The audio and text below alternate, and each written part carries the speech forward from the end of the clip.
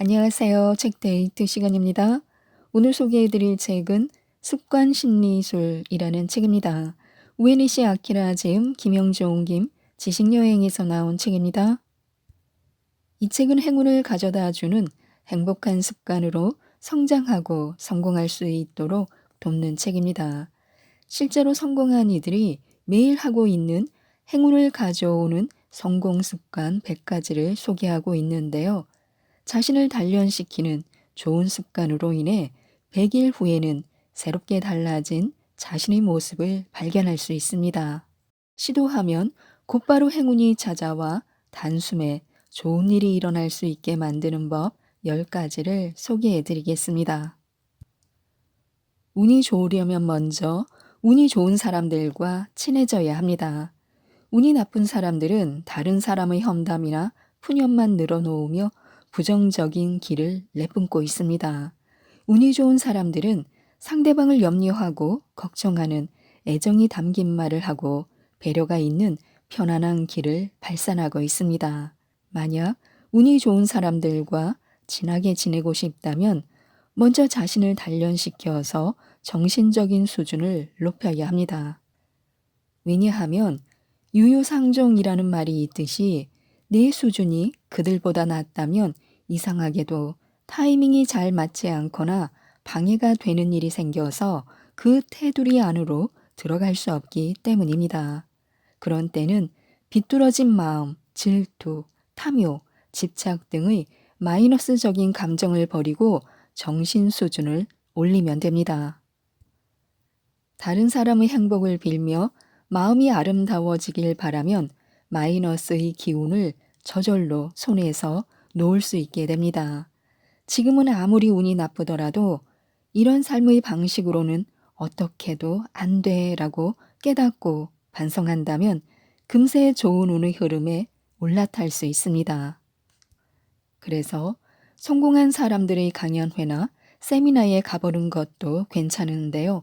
직접 잘 아는 지인이 될 수는 없다 해도 그런 사람들의 좋은 기에 접촉하고 거기서 얻은 지식이나 노하우를 자신의 인생에서 활용한다면 더욱 운이 상승할 것입니다.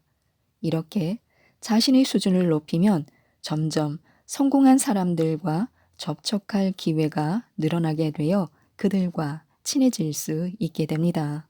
자신보다 수준이 높은 성공한 사람들과 교제할 수 있게 되면 그들의 좋은 기운을 받아서 더욱더 운이 강해질 수 있습니다. 운이 좋아지려면 운이 좋은 사람에게서 많이 배워야 합니다. 두 번째는 밝다, 즐겁다, 행복하다라고 많이 생각해야 합니다. 자기 자신이 밝다, 즐겁다, 행복하다라고 생각되는 행동을 많이 하면 반드시 행복한 일이 찾아옵니다. 몸과 마음에 플러스의 기운이 들어와서 좋은 것을 선택하는 직관력과 영감이 높아지는 것입니다.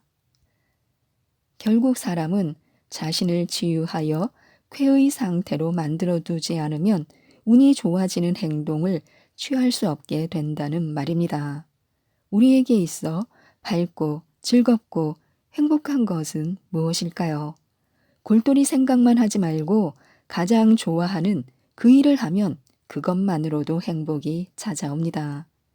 스트레스를 견디지 못하고 압도되는 사람들의 공통점은 편안히 쉬면서 마음을 느긋하게 하는 시간을 갖지 않고 있다는 것입니다.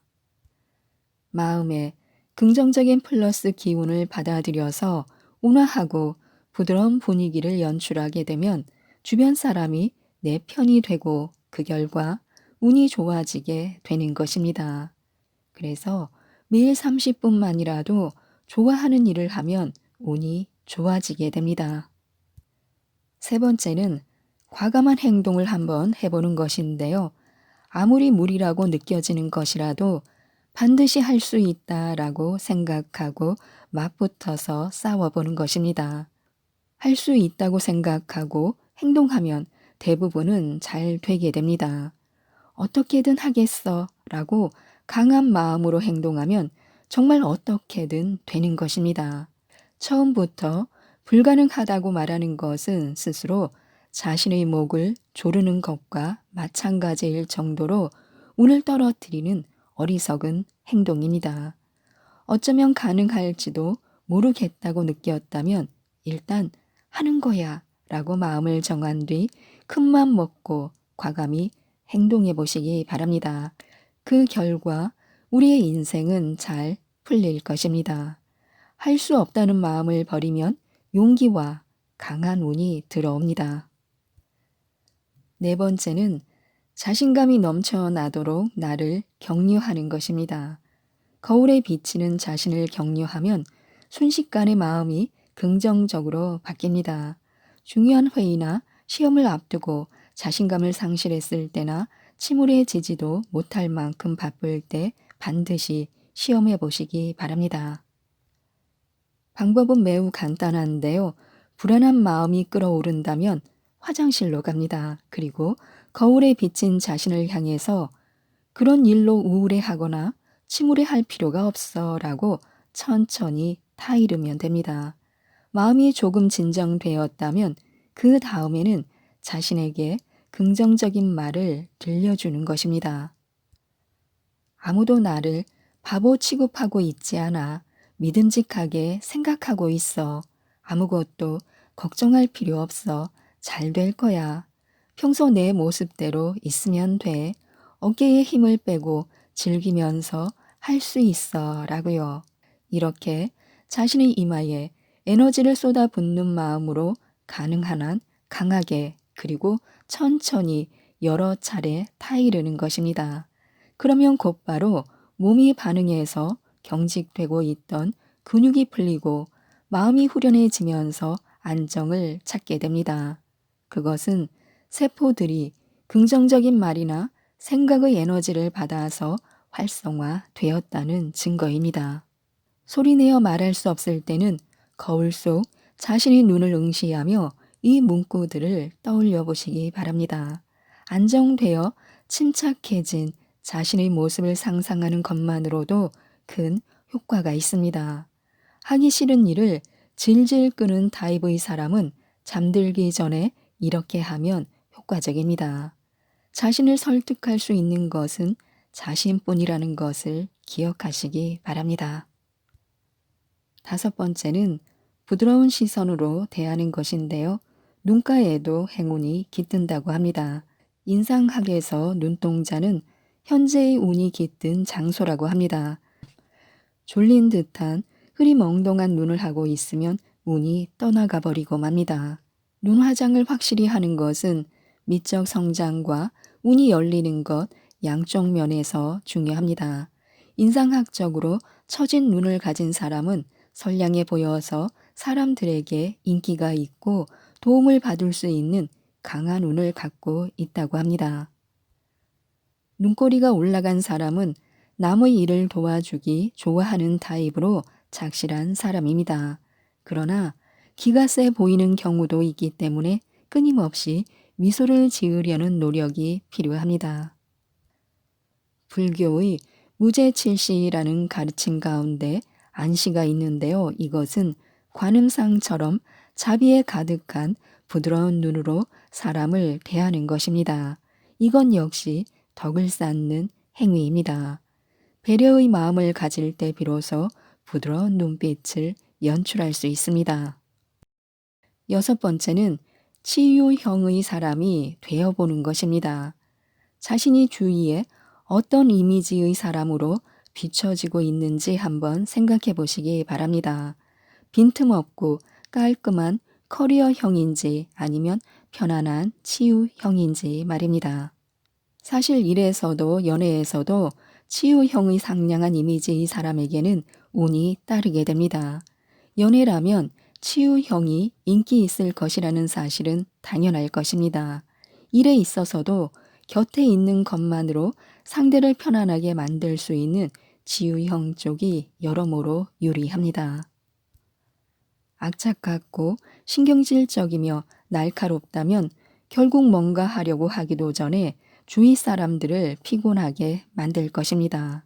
지금부터는 패션을 우아하게 바꾸고 길을 잃은 아이에게 말을 걸듯이 다정하고 상냥한 말투로 자신을 바꿔보시기 바랍니다. 이거 해, 저거 해라고 명령하는 것이 아니라 해주지 않을래라고 부탁해 보는 것인데요. 배려가 넘치는 따뜻하고 평온한 분위기를 연출하면 일은 순조롭게 잘 풀릴 것입니다. 겸허하고 평온한 느낌을 주는 타입이 되어야 하는데요. 객관적으로 자신을 다시 바라보면 앞으로 어떻게 행동해야 좋을지가 보일 것입니다. 다른 사람에게 편안함을 줄 수 있는 분위기의 치유형은 모든 운을 손에 넣을 수 있다는 것을 꼭 기억하시기 바랍니다. 7번째는 역경의 시간을 소중하게 사용해야 합니다. 누구나 몇 년에 한 번 정도는 방에 틀어박혀서 아무것도 하지 않은 채 혼자 가만히 있고 싶은 깊은 침체에 빠지는 경험을 해본 적이 있을 것입니다. 하지만 그런 때야말로 위기는 기회, 즉 역경은 자신을 단련시키기 위한 최고의 시간인 것입니다. 역경의 순간에는 다른 사람을 위해 살아보거나 자신의 미래에 대해 생각해 보는 것도 좋습니다. 그리고 괴로울 때 불안의 요소를 확실히 없애면 그 다음에 오는 행운의 순간에 마음껏 날아오를 수 있습니다. 가까운 장래에 큰 기회가 되어 돌아올 테니 배에 힘을 주고 노력해야 합니다. 5년 후 성공에 있는 자신의 모습을 상상하여 노트에 적어보는 것도 좋고, 성공한 이들의 책을 읽고 역경을 극복할 수 있는 삶의 힌트를 얻는 것도 좋습니다. 억지로라도 주위 사람들의 고민 상담에 응하고 자원봉사를 하며 남을 위해 살아보는 것도 좋습니다. 자신에게 부족한 부분을 반성하고 부모님께 효도하여 부모님의 사랑에 감사해야 합니다. 이러한 시간을 가지게 되면 빠르면 그날 안으로, 늦어도 1년 이내에 틀림없이 인생의 커다란 성장이 있을 것입니다. 역경의 시간을 소중히 여기면 한층 더 성장할 수 있게 됩니다. 8번째는 마이너스 에너지는 즉시 몰아내야 합니다. 자신의 몸과 마음이 조금이라도 마이너스 쪽으로 기울어졌다고 느낀다면 곧바로 마이너스 에너지를 몰아내야 합니다. 즉시라는 것이 포인트인데요. 나쁜 싹을 발견하면 그 자리에서 없애는 것이 운이 좋은 사람들의 습관입니다. 우선은 몸부터 밖으로 나가 가볍게 몸을 움직여서 땀과 함께 나쁜 기운을 발산시켜야 합니다. 밖으로 나갈 수 없다면 10분 정도 빌딩 내의 계단을 1층에서부터 맨 위층까지 몇 번이고 오르락 내리락 하는 것만으로도 효과가 있습니다. 다음은 마음인데요. 마이너스 속에서 뭐든 좋으니 배울 점을 찾아내야 합니다. 요령은 마이너스 사건은 나를 단련시키기 위한 선물이라고 생각하는 것입니다.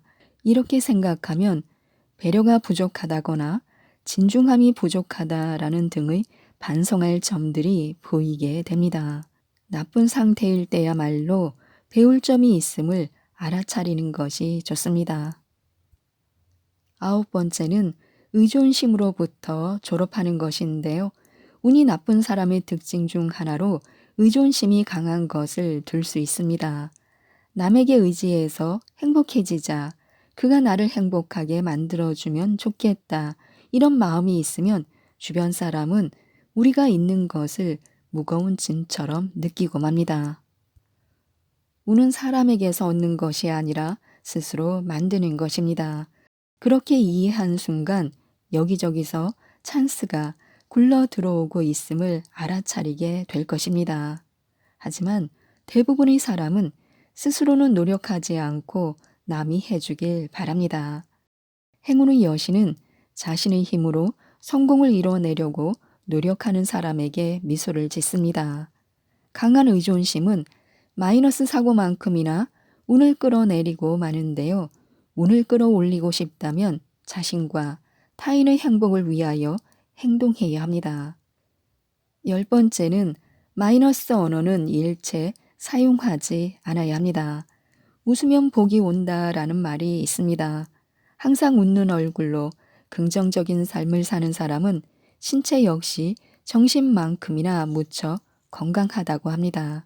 푸념, 트집, 불평불만, 거짓말, 넋두리, 우는 소리, 험담을 하면 그때마다 심신이 마이너스 체질로 기울기 때문에 나중에 운이 좋은 체질로 바뀌는데 시간이 걸립니다.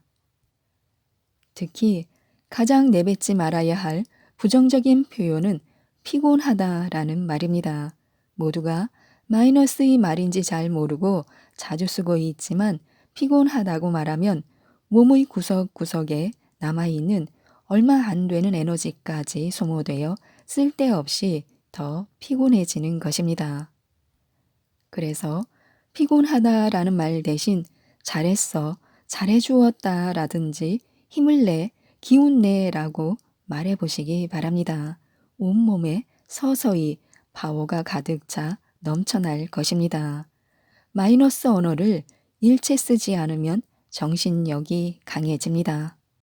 지금까지 이 책에 대해서 말씀드렸는데요. 어떤 일도 좋은 결과를 가져오게 만드는 기술을 습득하여 행운 가득한 인생이 되도록 이 책 습관 심리술을 꼭 한번 읽어보시고 매일매일이 행복으로 가득하셨으면 좋겠습니다. 이상 책데이트였습니다. 감사합니다.